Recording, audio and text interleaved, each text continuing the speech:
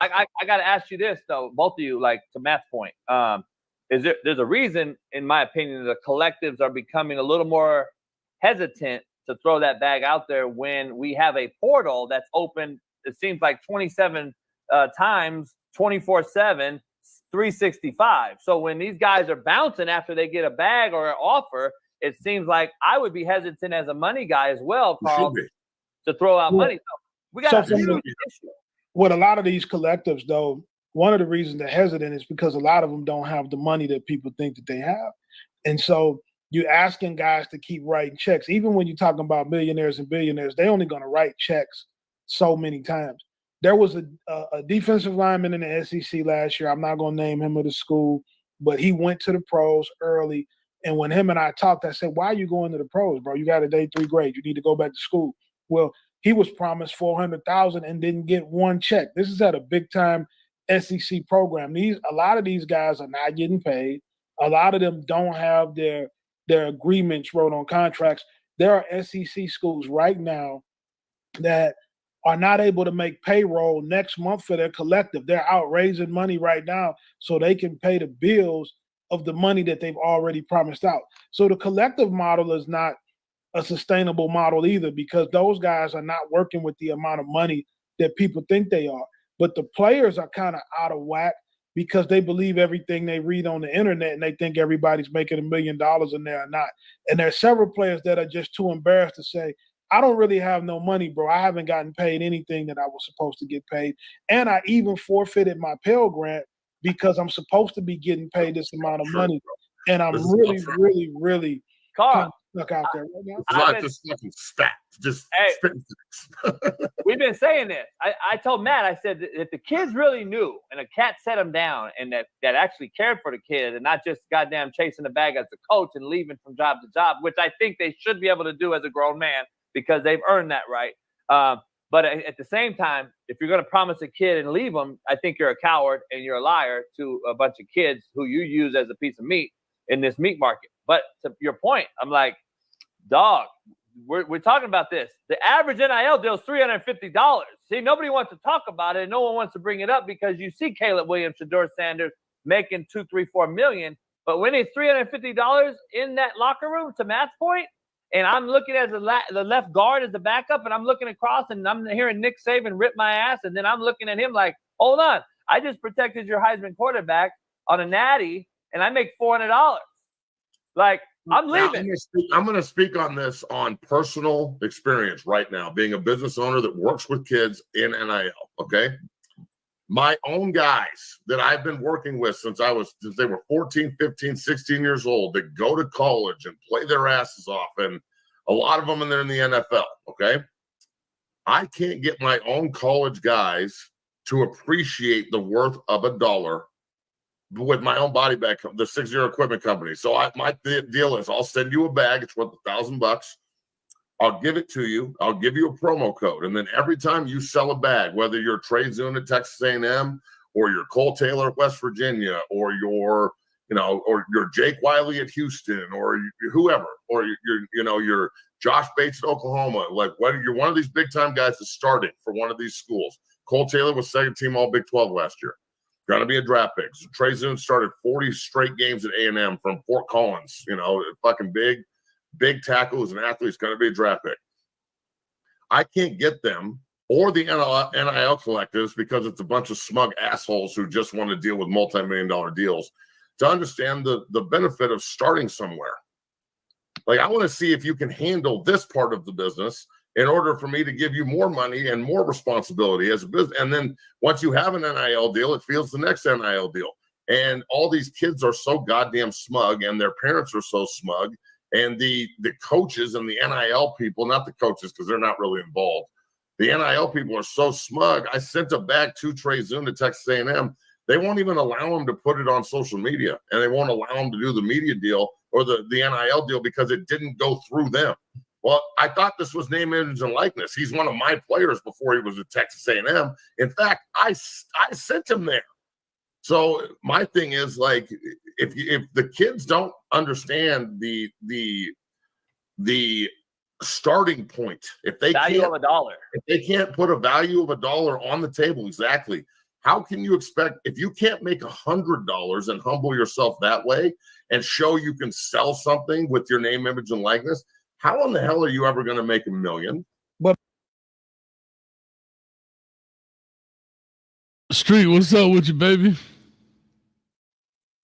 What's good, my boy? What's good? I'm good. I'm trying to get on camera. Man, we got 140 here on a great holiday, man, Memorial Weekend. Shout out to you, my brother, man. Thank you for your service, man, as being a former Marine. We here, man, we back in action. That was a lot. I think if for those that didn't see that, go watch that interview. Some of y'all don't like Jason Brown. Shout out to Jason Brown. Hope y'all don't copyright us. We appreciate it. Have had him on the show before. He was the head coach of Last Chance U, and he had a great conversation with Matt McChesnick, who played at Colorado, played in the NFL, and the brother over there was Carl Reed, who was a big-time high school coach, now works for 247, and they talked a lot about it, man. But this is Memorial Week. We on the beach somewhere, dog. The private jet was running out of fuel, so we had to land. It was right by the water, so we ended up here at some beach somewhere. I don't even know where we are, Street. You don't know where we at, dog? Man, we in the water, and they out there, boy. Especially, hey, look at old girl down there. Ooh, looking like a big bologna sandwich back down there, baby. Looking like Buffalo Wild Wing. I'm straight up telling you, man. But real quick, man, couple of shout out. Butterfly, what's up, baby? South Coast Kane had fun last night slapping people around. Oh, look at your boy, NASA Jones. What he said? Jawhead. Talk to her. What that mean? That ain't no Marines. secret or nothing, right? They call Marines jawheads. Why is that? Because y'all head hard like a jaw? I don't know where the jawhead saying came from.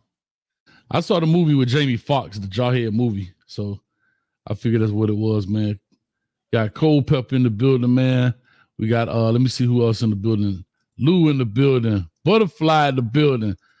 Y'all better get back in that doggone locker room, man. Y'all know what time it is. We'll be back in there later on tonight. King David in the building. All right, man. So we here and we climbing. The NCAA has said they're going to pay. They're going to retroactive $2.7 billion. Did I read that correctly? To players up to what, 2015, 16, something like that? Yeah, players up to 2016. They settled out of court to avoid paying $4 billion. Okay. Now I don't know what that breaks down to per player. I have not a clue. My second thing is, now what does that mean? What how did you interpret that? Well, basically, they came to a settlement, decided to pay players, and they had a couple of stipulations. And one of the stipulations was that players get paid going forward. I think the NCAA just made themselves relevant for another few years. You know what I'm saying? She put out there when you can't, no more antitrust lawsuits. You can't sue them. But what it told me was how it's going to be broken down is it's $2.7 billion going back to 2016. But everybody isn't going to get this flat rate.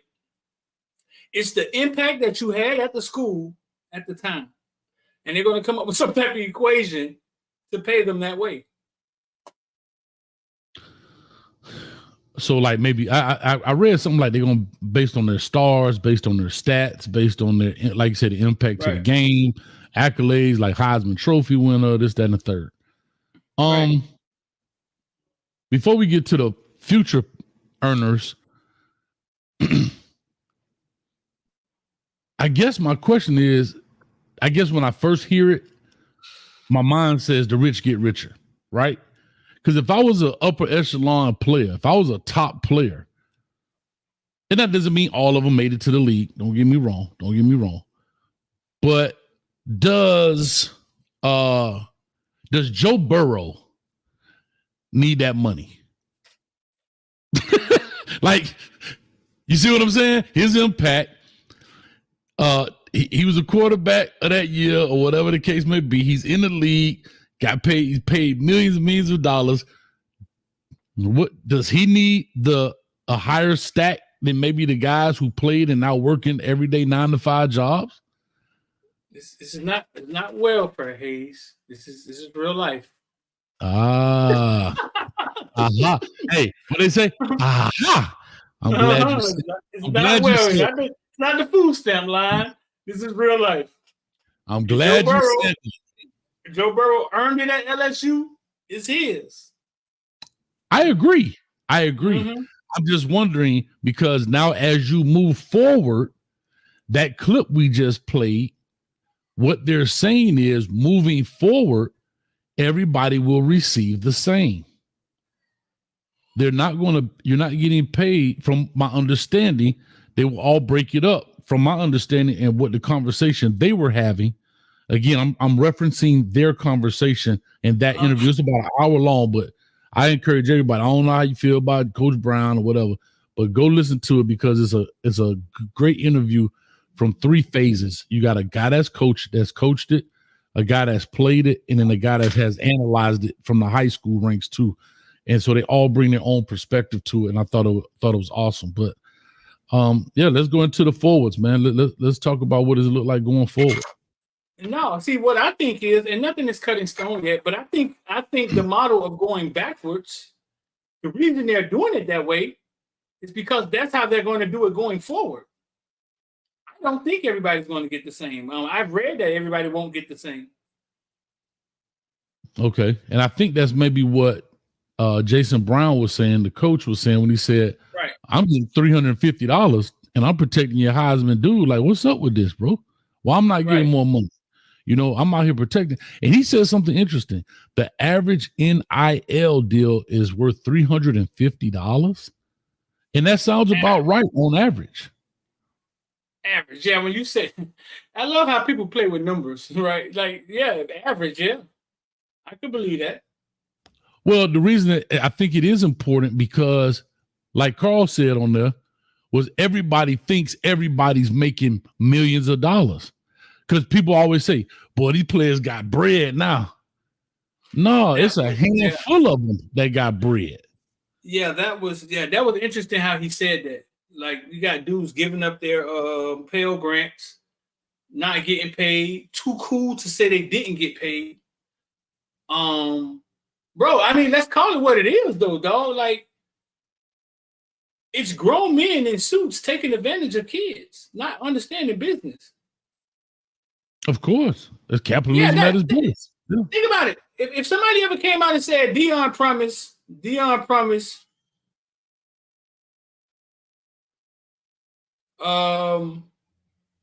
Seaton $400,000. And when he got there, he didn't get any of it. If somebody was to say that out loud, you're a hater. I can't think of the adjective. I can't think of the adjective that will fly out of people's mouth. But that's what's going on. You're a mother effing hater. That's what they would call you. Because I'll say this.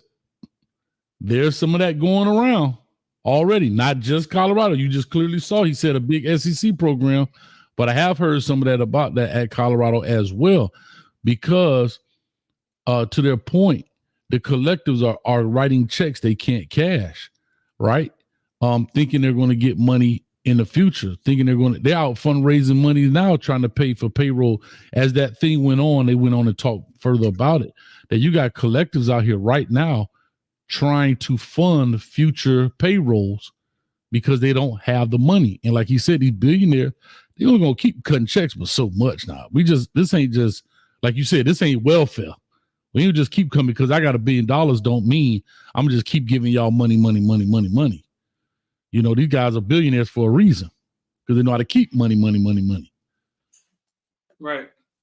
You know, it's interesting, bro, because here's what I know.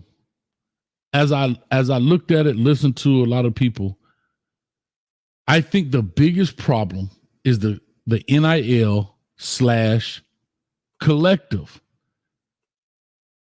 They under the same umbrella, but they mean 2 different things. And I think people think they mean one and the same. Like he said, because that, I don't forget who the player's name from Texas A&M, the guy Matt McChesney that was in the middle, he has his own like hitting dummy that he's created. And he's selling them for $1,000. Well, here you go, bro. I give you one for $1,000. You get commission off every one that you sell. I don't know what that is, $200, $300, $100, whatever it is. But the collective won't even let him use his name, image, and likeness to promote a product because it didn't go through them. That is hard for me to believe, though. I don't know. And if it is going on, don't understand what you're saying, though. Like that's some bully tactic shit if that's going on, bro. Like, but I have heard kids say, listen now, it may not be the collectives. I have heard kids say, hey man, I'm supposed to get 200,000 when I get the West Campus or whatever. I ain't gonna take no other NIL deals because I don't want to mess it up. I don't want to mess nothing up. And I looked at him like, what do you mean? But that to me sounded like his understanding of NIL. It was kind of presented, may not be written that way, but like even Carl said, a lot of the NIL stuff or collective stuff is not even in contract form. So a lot of this is word of mouth conversations. So the collective would say, hey, we give you 200,000, but we prefer that you don't do any other business because it could be a conflict of interest, blah, blah, blah. So now in that kid's mind, he's thinking, oh, I can't promote bags or I can't put it up on social media because, bro, I'm telling you, this is nasty work, bro. Nasty work. And again, I'm not telling you what I said, what I heard. You heard the guy literally just say it. Right. On the clip before. So if it ain't true, he said it. I'm only reacting to what he said. Yeah. And I want the fans and the people in the comment section to realize that what me and Hayes are talking about is the same reason I did the interview with Coach Mo and Shamar. Because I saw what was coming down the pipe. There has to be an adult in the room to talk to these adults. Rashada Daddy has to be in the room, and Rashada Daddy, they still got took to the cleaners, right? Mm-hmm. They still got tricked. Think about a kid that doesn't have an adult in the room. Y'all always want to move the adults out the way. Oh, move the dad out the way. He trying to sell her. Move the mom out the way. He trying to sell her. Well, guess what the college about to do to him? Oh, they finna roll them over, dog. They finna roll them over. It's business. It's business. Can I get more for less? That's everybody. Just like you said in stock, sell high, buy low. Like you know what I mean? That's the way the world works. Can I get more and pay less for it? Right? And the thing is, you have to find a happy medium wherever that is.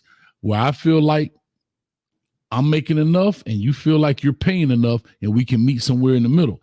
But if you are naive or you're inexperienced, you're going to get rolled over, even though it sounds great. Think about it. Even though it sounds great, you're going to get rolled over. I think about this with cars. I got a buddy that sells cars. And he says, bro, if you think about it, they hike the price up. Because in December, they'll take $20,000 off of a car, $15,000 off of a car. So, I mean, they could have always taken $15,000 off that car, right? Right. But now it's costing them more money to sit it on the lot than it does. So now what are they doing? The price is this high because it's not costing us that much now, right? So I can sell it to you. So that means you've overpaid for a car. You see what I'm saying? Like he had to explain. I was like, dang, you right. You know? So I say all that to say, and I guess it's the same thing I always thought about this with cell phones. Because I used to go through this with Sprint, right, Street? I'm a customer, been with y'all since 2000. Y'all will give a brand new customer a new phone for $99, but I got to pay $1,000 for it. So that means the phone is still could be $99 because I'm still paying for service, right or wrong. Yeah. So it goes to show you the hike up. That's why Coach don't pay for. Man, look here, boy, I got 2 of these bad boys for $200, and y'all don't even know what kind of phone it is. That's what I'm talking about. But anyway, yeah, man. So it's interesting. Now, shout out to Haywood on here, man. Haywood says, so are they going to make them employees of the university? They getting a W-2. Now that's different. Now that's different because they brought up a valid point. People don't know about the Pell Grant, which is your FAFSA and stuff. You get that in a return because you're on full scholarships. I think it's around 6,000, maybe a little bit more now. You get that in a return check, but that's because you don't make enough. That's why you get that's why you get financial aid, because you don't make enough in essence. But now if you're making $400,000 a year, you have foregone your FAFSA because you don't qualify for it, but yet you're still not getting paid. Right. It's some nasty, and this is the stuff kids don't know. And see, and with that whole argument about, oh, they're adults, they're kids, they're adults, they're kids. No, let's not get this. I don't know why people don't understand. Yes, you're 18. I hate this argument. Well, if they go out there and do a crime, they're gonna get charged as an adult. Bro, if my birthday was tomorrow, I don't go to sleep tonight and wake up tomorrow and be like, I'm a man. They believe that for everybody but their own child. Street, like, what are we talking about? They believe that for everybody but their own child. Yeah. Everybody, oh, he's adult. He in college, but let you do it to their 18-year-old that's in college. And they'll have a fit. These kids, man, they babies. Yes, they're adults. Yes, if they go out there and do some serious crime, yes, they'll go to a big boy jail. Yeah, they go to the big girl jail. However, that's that's apples and oranges to me, dog. That's apples and oranges. We're talking about life experience, and being a man is the mindset, not your age, dog. It's your experiences. Are some people more mature than others at 18? Sure there are. But the majority, hell, I just turned 47. Coach out here still making bad decisions. You know what I'm saying? I'm about to make some as soon as I get off of here. But at the end of the day, you know, that whole, even the military, they talked about it in the military. I heard this argument. I mean, when they go to the military, they're 18, they're a man, they can go out there and shoot a gun. Bro, them some scared 18-year-old kids. Do me a favor. I'm just asking. When you were 18 and you enrolled, did you feel like you thought you was a male, or did you have some fear? Like how did that boot camp experience? Not to put you out there, but I'm just asking because you were there. It is Memorial Day, and everybody tries to equate going to the military at 18. You could go out there and die for your country, but you can't go out there and make the right decisions on the football field. Like, yeah, it's the same way. It's your first day in college when your parents leave you. Did you feel you had to figure it out? No, I got lost at the airport. Right. When we're in the military, when we was in the military, we was at Paris Island where they had to come do boot camp at, right? And I was stationed there. So we would be coming home from the club all drunk, and we would see the Greyhound pulling in with the new recruits. The videos that y'all have seen on YouTube hundreds and hundreds of times. And that process is so funny to us. We would go turn the lights off and hide in the car and watch the new recruits get off the bus. Bus sitting there, the drill instructor gets on the bus. I'm drill instructor Sergeant Hayes. First and last, third, last, I will be sure. Understand what I'm saying? Yes, sir. And they get off the bus and they stand in line. They scared. They're not adults. They're scared out of their goddamn mind. Not adults at all. For the next 2 weeks, they're about to do everything that people tell them to do. Shave their hair. This is your drawers. They're not adults at all. And can I ask you this? I know it's the military, but they also understand they're 18. They're going to make dumb mistakes. They're going to not come on time. They may sleep in. Like, they got to break them out of that.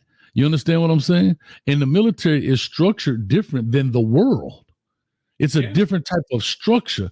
So, and I guarantee, because, you know, I was in Newport News right there, the Navy thing, man, we see them young boys get that check and they go bananas, boy, right? They go bananas, right? Because you know what? Think about this. They don't have the same responsibilities as an adult. Most of them kids, 18, 19, they get a check, they blow it all that weekend in the club, boy, trying to impress people. And guess what? Yeah.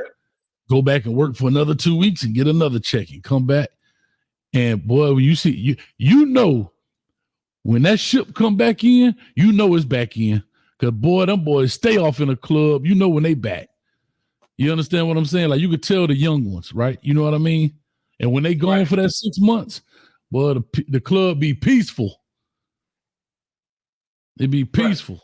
But yeah, I that argument of adult versus they babies, dog. And yeah, they grown. And when we say babies, I'm not talking about treat them like baby. We're talking about young mindsets. They haven't experienced anything. It's their first time kicked out the nest street. You get what I'm saying? And so they're going to make dumb mistakes and this, that, and the third. And again, a lot of it, they don't know. They don't know. Why do you think them credit card companies used to target college-age kids to get credit card? Because you stupid. You're going to go out there and swipe. And your credit be a doggone 200 by the time you leave out of college. Straight up, man. So how does this look, Street? How does this look from a payroll? Like, so if the school starts paying them, do they now have a collective bargaining unit? Do they unionize? Does everybody get the same check? See, that's what I think. I don't think none of that has been figured out yet. But a lot of that has to come into play. It's right now we're talking about something different. It's blind. It's mind blowing to me how fast we got here. Right, that's mind blowing to me how fast we got here. But now we're talking about: are they employees? Can they unionize? Now what are we talking about here? Bro, and it's a lot of things like people have brought up that they haven't thought about. Are we talking sick days now? Are we talking, you know what I'm saying? Are we talking vacation time? Do you funnel that into a 401k? Is there retirement plan? Like, there's a lot that goes to this, dog. It's more than just getting a little side gig, like getting a little side job at the grocery store or something as a 15-year-old. And then what do you say about the players that, like he brought up, the third string guard? What does his check look like? 21 million, and I think that's throughout all athletics. But I think that what they're going to go with is that, hey, man, whichever program brings in the most money, that's where the most money get divvied out to. But the wildest thing, here's the craziest thing, Hayes. When they weren't getting paid, the machine had all the control and they could run it however they want to run it, right? Mm-hmm. As soon as you add money to something, now you give people rights, you give people reasons to fight, which is only right to, it's only right that they they bring value to the schools. They should get compensated for it. But now you opened up Pandora's box, bro, and now you got a different sport. Mm-hmm.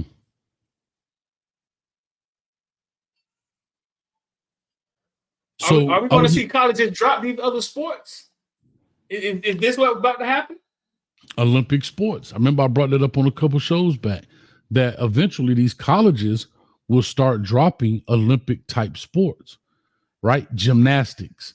What would be Olympic golf? They will start dropping these sports because they end up costing too much, but they're not revenue generating, right? When the last time you seen 100,000 people at Rutgers gymnastics competition? Even track, they were talking about that because track doesn't generate. College track doesn't generate. It doesn't generate any money? Not like that. Not for all of it. Think about how much they travel and they go around and the training and all that goes into it. There's only two major generating sports, basketball and football. And that's men's basketball outside of last year, but men's basketball and football are the two major generating sports. And football is so expensive. Yeah. Most colleges are in the red due to football because of the travel, the insurance, the food, the medical, all of that stuff that goes with it. So I don't know how, like, I don't know, bro. I don't know. If there's 21, you said 21 million. Let's do some quick math. I'm trying to find out how many D1 athletes are on one school. Let's find out. How many athletes? Yeah, bro. I think, yeah. FSU. Let's put that. I think. Okay, here we go. I just put in Florida State because it's a state school. A total number of 691 student athletes participate in varsity sports at the school. 373 whom are male and 318 are female. So let's divide. Just simple math. We'll just do some simple math here. Y'all know I like to get down with the math. How many did I say? 691. So let's do some simple math.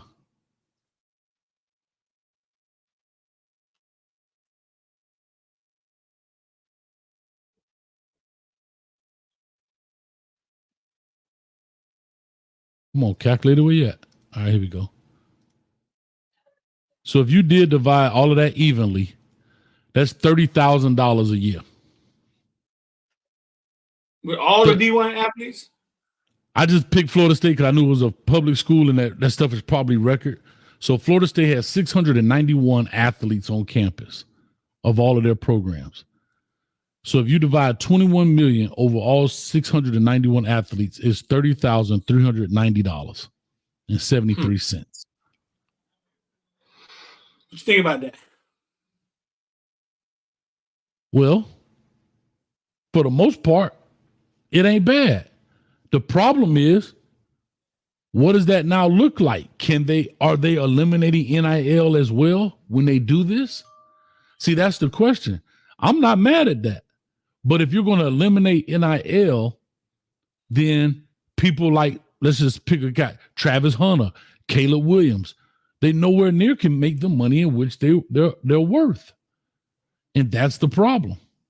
If it's done that way, but if it's equal, but I don't think it's going to be equal like that. No, I get you. But so again, what comes into play? If we pay you, then that means you can't get NIL. I mean, I know you don't know. It's just kind of just opening a question. I think the NIL will eventually go away. Now, how those guys that've been giving money, how they're going to play into the money that a school have,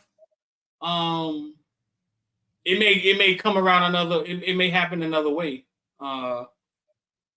But because guys are under NIL contracts and they're talking about this could start in 2025, that stuff's going to have to work itself out. So here's the problem then, Street. We're now capping earnings. You're capping the earnings. If I only got 21 million and I got 691 athletes, I can't give everybody. You capping earnings for a few guys, like you said, for a few guys. You getting a lot of dudes out of the hood. No, but what I'm saying is you got a guy, right? Hold up. For a handful, like you said, it's a handful getting big money. That's correct. But if I'm that guy, why cap my earnings? Because then you say they shouldn't get capped. You remember you saying on the other show, let them earn as much as they can earn. So where I think my problem with this whole thing is, Street, is the collectives, bro.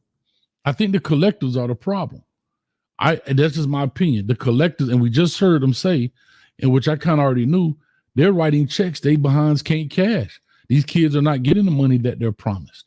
They're not getting. We just saw Jaden Rashada, and I may be mistaken, but I believe I'm correct. A lot of people keep saying why Jaden Rashada doesn't have a contract, and the reason I said he doesn't have a contract because you cannot be part of the NIL until you're part of the school. You get what I'm saying? I can't sign a contract until I'm at the university. That's the loophole. That's why they got out. So when people say, well, why doesn't he have a contract? He's stupid. Well, by law, technically, and correct me if I'm wrong, wasn't this the rule, was that they could not be a part of NIL until they became a part of the university. Am I correct in saying that? Wasn't that the rule? Right. For the for the most, yeah. Because you got some kids there's some states where the kids get NIL in high school, right? Yeah, but that's different than the university giving you your collective money. Yeah, you can't be a part of the university. So there's the loophole. Wait a minute. Wait a minute. Because the collective isn't attached to the school. Okay. It appears to be. You know what I'm saying? But it's under NIL. Right. It's under the NIL rules. So you can't earn NIL monies until you're part of the thing of said university. From them. Well, some kids like Nico Lemaleva, we heard he got $2 million in high school. Like, but that was from something. From they figured it out. From another entity. Yeah, that may have been from such and such Coach Hayes Chevrolet in California. That's a part of Tennessee's NIL. No, Tennessee figured out a way to, you know what I'm saying, to make one of the entities make that happen. That's why he ended up can go to Tennessee. But what I'm saying is what they said about Jaden Rashada is he had to sign the LOI, right? Mm-hmm. In order to be what you're saying. And then when he signed, they took the contract off the table. Remember? The next day. Yeah. The next day. After he signed his national letter of intent, they now terminated the contract. So that's my question. Can you sign a NIL deal? I mean, a collective? Like, can you come in with this contract if you're not part of the team? If you're not part, because technically, there's not supposed to be any contact until you're part of the university. And so if you sign prior to, that means you've had contact. Like, that's the loophole. If you sign your name on May 27th, which is today, but I'm not a part of the university until June 1, then what does that mean? That means that we broke a rule as a collective under the NIL deal because we had early contact with you. But if you signed on the 27th, you come to the university on the 1st, and we signed it on the 1st. Now, usually you probably did have contact, but there's nothing written in stone. Like, that's the shaky business of this whole crap, bro.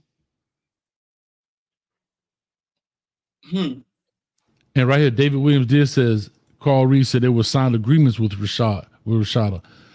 Again, I don't know, bro. I don't know. Yeah, because we heard that he couldn't sign. Right, that was the whole thing. He had to sign. The time was running out for him to sign his letter of intent. You know what I'm saying? And basically, they were just saying, "Attaboy," like, "Yeah, man, we got you." And when he signed, they pulled the contract off the table.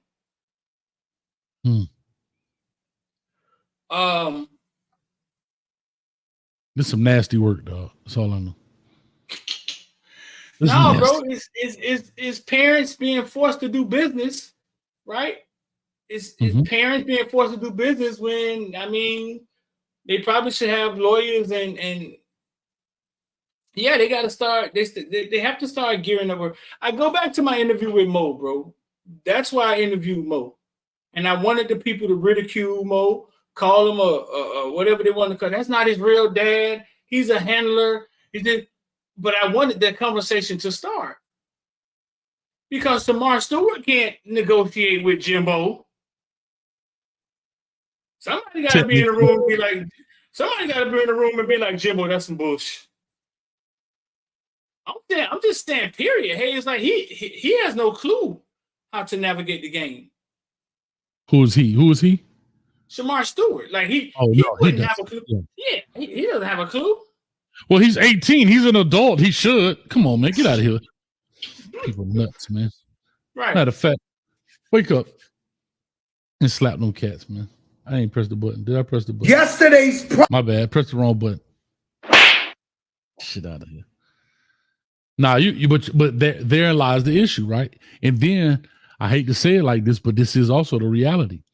We're also telling the parents who are now thrust into this world of business, and that may not be their forte, right?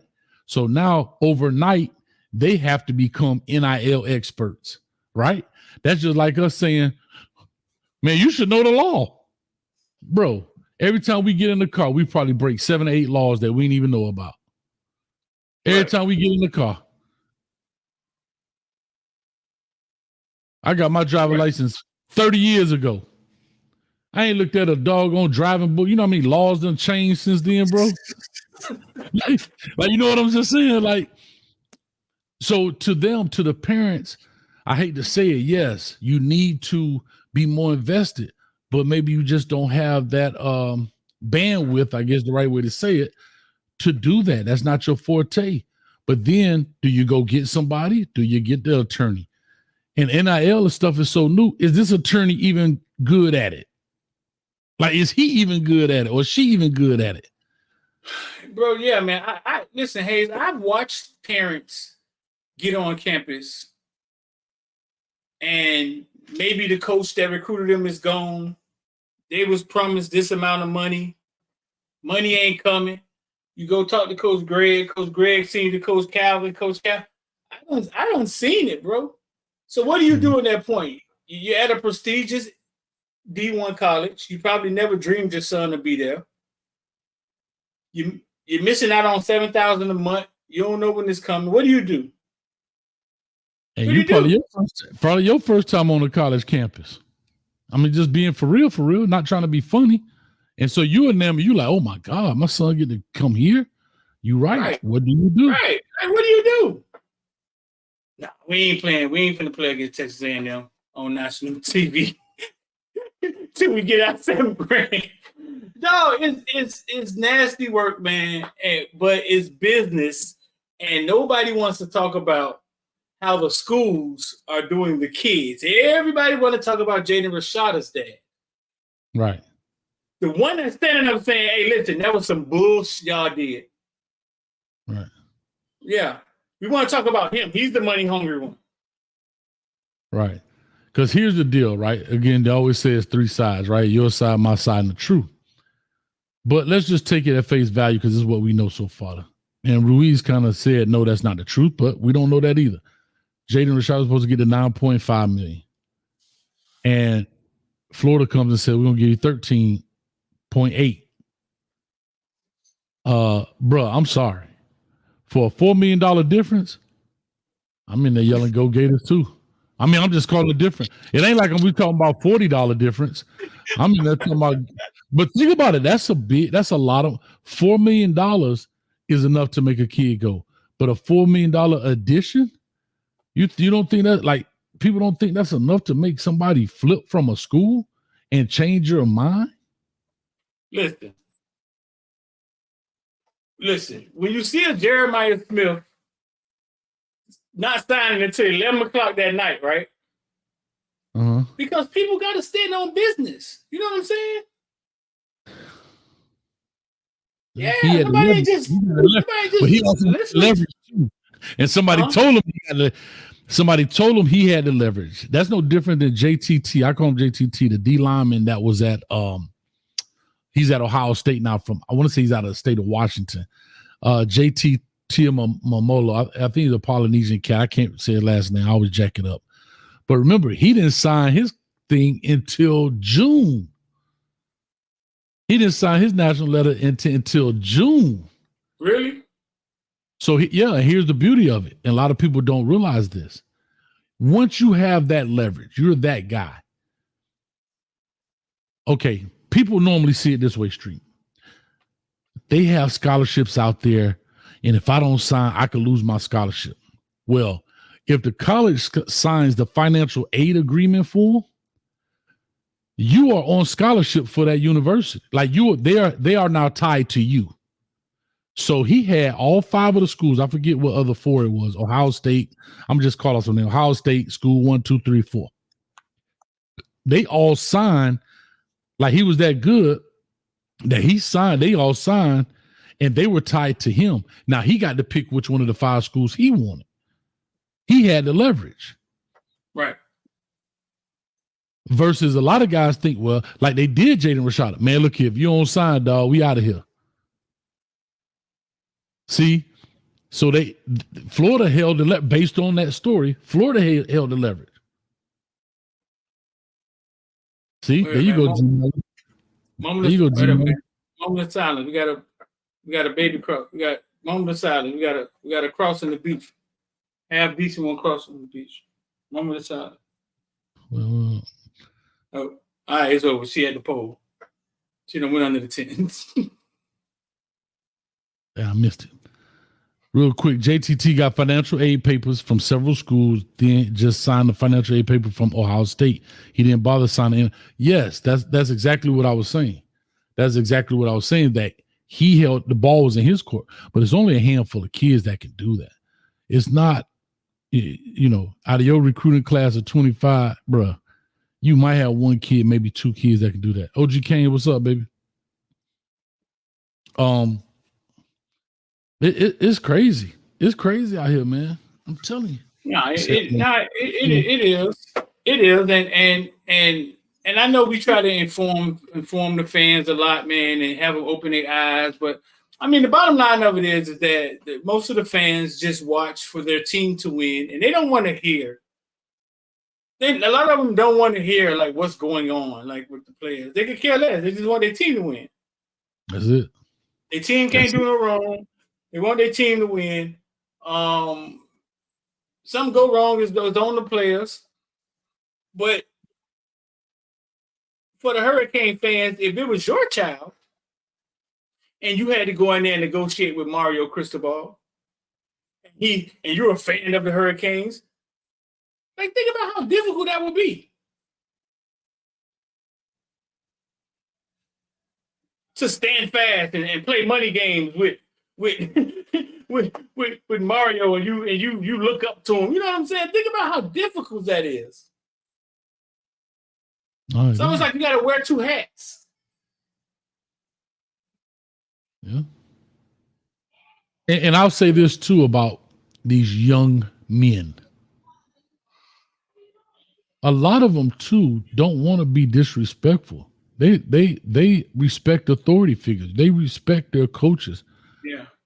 How, like, think about this. You're talking about an 18-year-old kid, young man, and you in here playing hardball with your future coach. Right. This ain't NFL where, hey, look, Bill like Bill Belichick. Hey, Bill, man, I ain't stepping the foot back out there on the excuse me. Because think about this. Let me just take it to the NFL. It can't just bite in the street. Let's take it to the NFL. How does a player feel? And see, some of y'all be like, man, it don't matter when that player holds out and everybody else going through training camp and you at the crib chilling and everybody else out there sweating and bleeding and hitting and knocking each other over. And then now you got your money and you run out there on the football field. Now, it is the NFL, so it's a little different. Think about, I hate to say this, but even if you was a player and you did that, you notice the business part of it, but you probably still feel bad for your teammates, the fact that I'm not out there with you guys working and getting better and putting this team together. I'm on a holdout because they don't want to pay me. Well, think about an 18-year-old young player that does what? He playing hardball with his future coach. Yeah. And then the coach may find it disrespectful because, dog, if he playing hardball like this, will he listen to everything that I say? Or will he be one of these? Yeah. Yeah. It's definitely real. It's a tough situation. It's real business. And I'm here to tell you, most of these kids don't understand it. Their parents, their uncles, they don't understand it. I'm here to tell you. How the game is played and how business really, like how the hats change, like how sitting down talking business with whoever's the collective, you know what I'm saying, is different than the same guy you sit down at the table and eat dinner with. They don't understand these things, bro. And a lot of them getting took to the cleaners. Yeah. Space Mountain, shout out to you. I'm not sure how old you are, man, but it says thank you for calling me young men, not kids. I get it, man. I mean, I get the semantics of it. I do. I totally understand, right? Like when I used to talk to my teen, they in high school. I call them young men. I get it because I want them to. But that's part of trying to make them a man. That's what y'all missing. Part of trying to make them a man is getting them in the mindset of being a man. But technically, they're kids. They're kids. I don't call him young man. Call him what you want. He's still young and dumb. Most of them. Right. So yes, we do call them young men to try to transition them into manhood and make adult decisions. But ultimately, they're still kids. You understand what I'm saying? And I think that's where people get caught up in the wordplay. You know, you have infants, toddlers, newborn. They all kids. They all kids, teenagers, preteens, adolescents. They all kids. And when we're talking about kids, we're not talking about guys playing with Legos. We're talking about the mindset and their lack of worldly experiences. That's what we mean when we say, see, didn't I just say that? Didn't I just bring this up, Street? Read that one out. Read that comment off of me, Street. Oh, you know, die for the country. They aren't kids. That's a lie, dog. That was a lie. It's a United States Marine right here. I stood in boot camp at Paris Island. My first battalion. Most of us was kids, though. Trying to figure it out. Standing there, hi, sir. Yes, sir. You know, trying to figure it out. And if you talking about die for this country, we got a bunch of kids dying every day on the streets every day for the country. They kids, huh? Right. They kids. And I'm gonna tell you this. This is a social construct. This 18 thing. Let's not get that misunderstood, bro. This 18-year-old. Now let's talk about this for me, because I was actually going to do. I was going to do an exercise in my thought about this, but I'm getting ready. I'm fired up.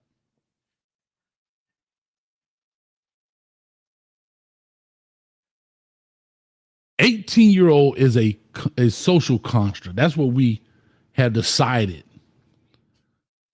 But if you're a grown man, then why can't you go buy a gun? Why can't you go buy a handgun at 21? Why can't you do certain things at 20? Why can't you drink at 18? Mm-hmm. Why can't you do?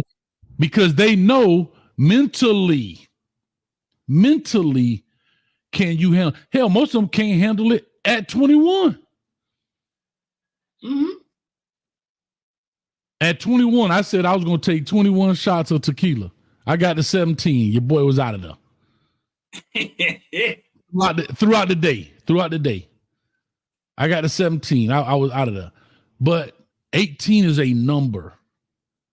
Because here's what's funny. Years ago, see, this we're talking about the mind. Years ago, people used to get married at 16 and 15 years old. So what, they were adults at 16 and 15, huh? No. But they considered them in a lot of countries. Bro, once you start getting 11, 12, 13, and I'm going to get real kind of graphic, when some of these young ladies have that time of the month and they come on, they considered a woman. But are they really? No. So I hear what y'all saying, but let's not misunderstand it with the mindset versus a number that society has put on that says you're an adult in the sense of making adult decisions. That's all I'm saying.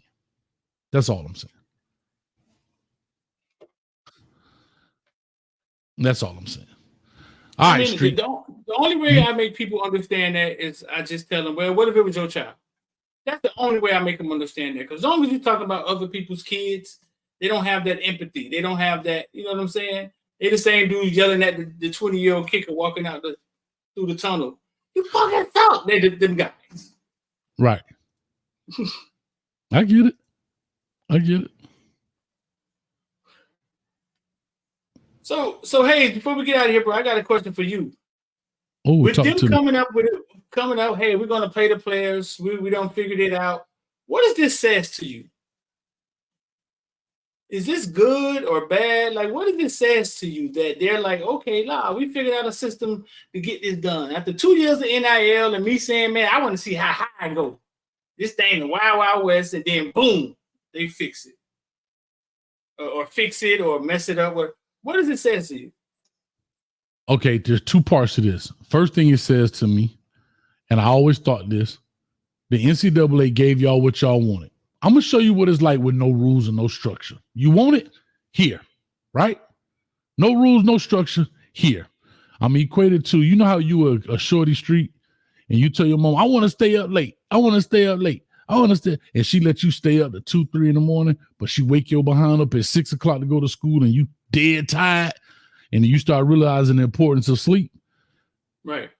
So the NCAA say, y'all keep crabbing. Y'all coaches keep crabbing. Y'all fans keep crabbing. I'm going to show you what it's like. Here you go. Straight anti, boom. And they gave you what you wanted for 2 years. And then when they got threatened with these lawsuits, they said, now wait a minute. Y'all have gone too far. So now we finna take back over what you thought was important. And now we're going to put some more rules in place and basically do what we kind of been doing in essence. The second thing, do I like it? No. I believe in my heart of hearts that kids should be able to get paid NIL, not collectives. Your name, image, and likeness. What you have done generates money for what you have done on the football field, who you are, your social media presence. You should. Hey, Carl Reed talked about this. If you can, I'll take Travis Hunter, for example. If you create a YouTube page, you get 100% of that money. Whatever you do, that's all your money, whatever you do, because that is your name, image, and likeness. That's where the whole Tim Tebow jersey thing came from. Johnny Manziel, they sold all these jerseys and they never got $1, right? Now, like you said earlier, it's not welfare. Unfortunately, a company may not want to do business with the third string center because nobody knows who the hell he is. Right. But I will say this. These kids are not hungry, bro. They're getting a check. We talked about it. They're getting a cost of attendance stipend. They're getting a bunch of other things. They live off campus. They're getting a housing voucher. They're getting food voucher. They're not hungry. But if you want to maximize your name, image, and likeness dollars, then that's part of your hustle. Right. Keep the collectives out of it. That's my 2 cents. Okay. Right. All right, man. Let's get up out of here, dog. I don't see how. I got one for you. You got one today? Yeah, I cleaned up my computer a little bit, so I got some bandwidth. You want me to go first? I'm ready. Go for it. Oh, you did this. Oh, God. Graduation. I think you got to walk up here and say, she just graduated. She got to walk up here and say what she want to be in the future or something like that. What she want to be as an adult. What she want. And she came up here and she told him. We can't hear it. Nah, we ain't gonna let it go yet. I'm gonna run it back. Aria Aldridge. It's cringeworthy, dog.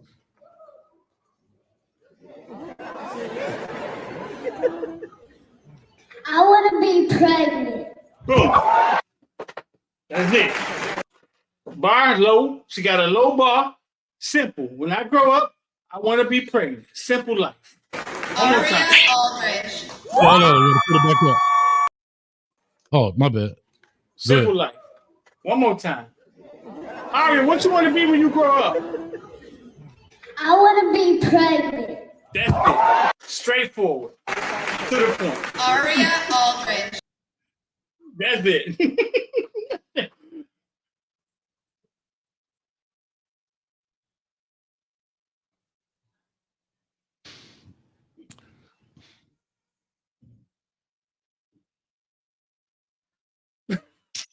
That's it. Can I say something? And you know I'm about to get on my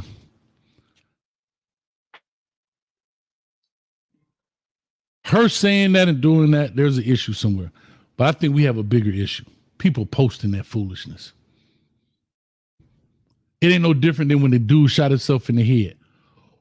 What loved one picked up his phone and said, I'm going to post that? You think that's horrific, Hayes? You think that's pretty bad? What she just said? Yeah. You think that's horrific? I think it's an issue. I think that it's an issue. Two things I take from it. I got a conspiracy theory. She kind of looks to the side. She kind of looks to the side like, and here's what's scary about social media. A lot of stuff gets staged or planned for just that. Clicks, views, likes, and to go viral. But if that was staged, they call the young girl, no, they call the kid, that baby, call her name out, and she'll be forever the I want to get pregnant girl. Because you starting to see memes. Did you see the kid that was dancing on the chair with the Timbs that time? They showed him doing that dance when he graduated from high school. So so that's what I'm saying. So she gonna pop up 15 years later. I want to get pregnant. Just like the Catch Me Outside girl. What I'm saying is, my issue with the whole thing is, dog, one, if that was staged, mom and them need to go to jail. Two. Jail? Yeah. Well, you hard. You hard, dog. I'm not hard. Man, lock up. Bro, we lock up people for jaywalking? That's the most light-skinned thing I've heard this week, dog. No, that's bad parenting, dog. That's neglect, dog. That's terrible. Dog, dog. What I saw, it's funny how the two lenses. Some people in the comments saying she probably meant to say president. I didn't even think about that. And what came out was pregnant. But all I saw was a child being honest. Children have this honest level of just saying what's on their mind. And I saw it as innocent as anything. It's just her being honest. That's what she's seen. Maybe she's seen her mom get pampered when she's pregnant. Maybe she, you know what I'm saying? And that's what I got out of it. Well, guess what, dog? Well, yeah. They had a whole TV show called Kids Say the Darnest Thing. That's what the TV show came from. Yeah. I agree. And Street, guess what? If that's the case and I'm the mama, I'm getting on social media and explaining that. Guess what? No, hear me out. To your point. This is to your point. My daughter said that because she saw, let's just say the mom is currently pregnant. And she's like, oh, I love being pregnant. Like, she's saying that around her daughter. Just when you said that made me think. But I'm going to need some context then, dog. Because the first thing I'm thinking is, what in the F going on at that crib? So, to your point, you're right. She maybe should have said president. Didn't think of that. Good call, coach. But I'm going to need some context, though. Don't just let this go as a parent and let it just ride out. No. Hold up. Wait a minute. Hey, y'all, listen. This was my daughter. This is what she said, but that's not what was intended. This is what we practice saying, president, blah, blah, blah. Or I'm pregnant. I live. I'm Olivia Pope in that thing. Somebody could get. Yeah. We don't know what the mom did. I don't know what the mom did after that. But if that was the mom recording, you saw what happened to the camera. That thing went black because she probably was in shock or embarrassed or whatever. That thing went straight down, bro. But they posted it. Somebody. It's the same camera that said whoop is the same camera that posted it. I'm assuming that's her mom. You usually record your child, right? You know what I'm saying? That's what I'm assuming. But it could have came from anywhere. I don't think her being I want to be pregnant girl is the worst thing in the world. She's a little girl. She will get pregnant. Like it's being a lady. She didn't say I want to be Diamond. She said I want to work at G5. She didn't say I want to be an OnlyFans model. She didn't say that. Hey, she said the natural thing of what's going to happen to a woman. She don't even know that. She's not old enough to even understand that. Oh, she knows something. She knows something. She know a little something. She know too much. That's the He problem. say, lock the mama up. He say, lock the mama up. Come on, dog. No, you a teacher, dog. I always thought you would have been more understanding, dog. You know why? Because I'm in a school full of that foolishness, dog. I get Like, it, bro. I'm in a get school, dog. Man, if we weren't like street, I've talked to you about some of the stuff. Some of the stuff, dog. What you got, Bro, dog? I don't see how. Okay, here go my I don't see how. So this is a picture of Devontae Smith. He bought this house, and they making fun of him because he signed a $75 million contract, and they say that house ain't big enough. Now we want to talk about pocket watchers. This thing got 7.9 million views on Twitter, dog. I saw it. 7.9 million. That's not a big enough house. Why? How much house do 160-pound wide receiver need? But here's the thing. Again, right? It's his money. He does what he wants with it. And if that's the house he wanted to buy, why can't and again, right? I'm gonna go back and say, why do people ridicule that? Like, I don't understand ignorant people. I mean, this Only House brought to you by IOD Squad Invest or Die. 786-405-9499. If you too want to learn how to trade crypto, stocks, or futures, we trade every day. We put out plays. We in AMC. They about to blow up the bar. This Only House brought to you by IOD Squad. Send a text. Text us, IOD Squad. Hey, I love it, though. Devontae Smith is the smartest man in the room, big dog. Money in your hand is worthless. You have to figure out where to put your money to make money. Investing all that money in a house, you know what I'm saying? Like, we already talked about it. $9 million house, you got a mortgage, you know what I'm saying? Whatever. This man is obviously trying to keep his money and put it somewhere where it makes money. Getting to the money isn't good enough, Hayes. It's not. It's not. You know different than you just a guy with a job that pays you a lot. If you can't figure out where to put that money for that money to generate money, then you just waiting for it to stop. Obviously, Devontae Smith is trying to keep his money. But not only that, can I say this? He may have bought something that's suitable. I don't know if that's his mom in that picture. That's down here to the right, bottom right. But maybe that's all she wanted. Excuse me. Maybe that's all she wanted, and that was good enough, right?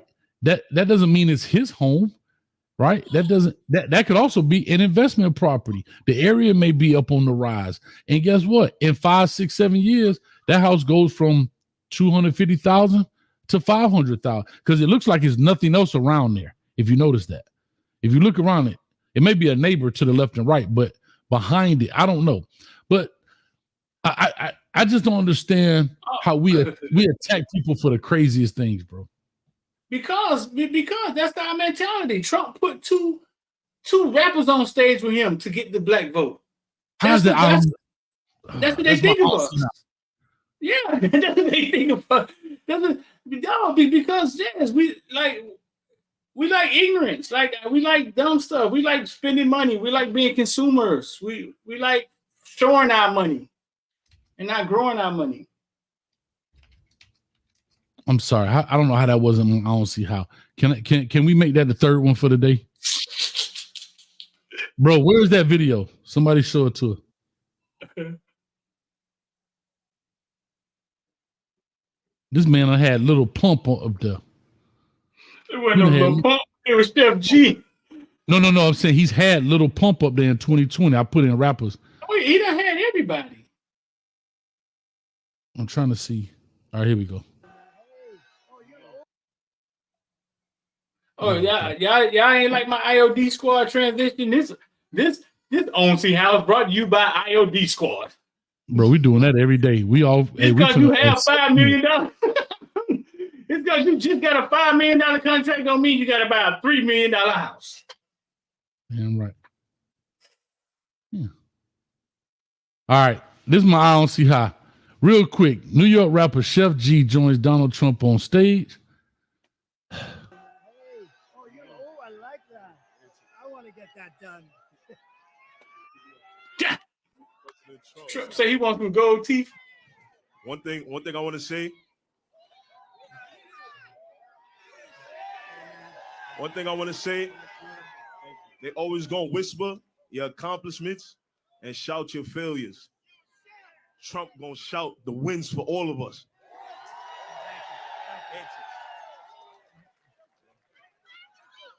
Make America great again. Watch this part. I appreciate it. Thank you. Thank you very much. That's where I like those teeth. I want to find out where you did. I got to get my teeth like that. I want that to happen to me. I like. Bruh. Now, here's the thing.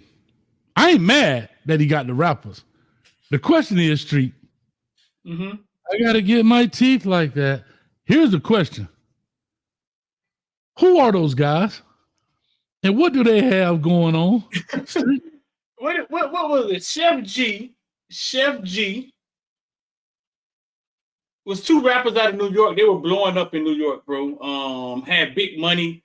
They were blowing up. And they got indicted a couple of months ago.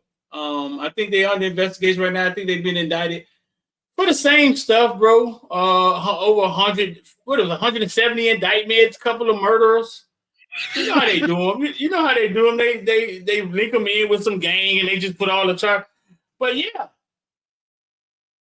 170 counts, though? Hey, that boy Trump say, hey, I found somebody got more counts than me, boy. Watch this.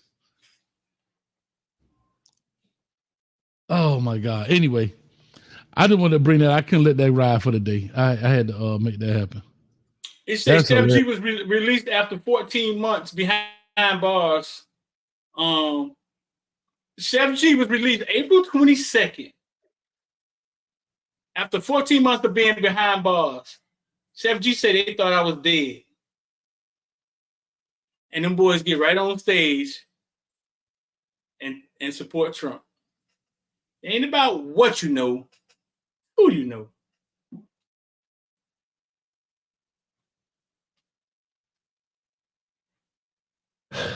What we gonna do with a black butterfly? What we gonna do with a black butterfly? So he paid a $1.55 million check to correct. Let's get out of here, man. But that's what Trump using to get the black vote. And I don't even know who Chef Jeezy is. For $1 million street, if you said name one song, I'd be at work tomorrow. Nah, you can't name one song. Nah, I can't. But anyway, we out here, man. We appreciate 378 people in the building. Thank you. We are dual streaming this on Facebook, YouTube, Twitter as well, on both sides of the street. So make sure if you're on this side of the street, head across and go hit the like, share, and subscribe button. If you're on this side, do the same thing, man. And we definitely be back, man. And we're going to have some good stuff going on and having some fun. But I appreciate y'all coming out, hanging out with us again. Shout out to all of the servicemen and women out there during Memorial Weekend. And again, Street, thank you, brother, for your service as well. And to everybody else out here in the chat, man. And with all that being said, we out of here. Peace. Straighten up, Private Powell. Private Powell. This is my rifle. This is my gun. This is for laughter.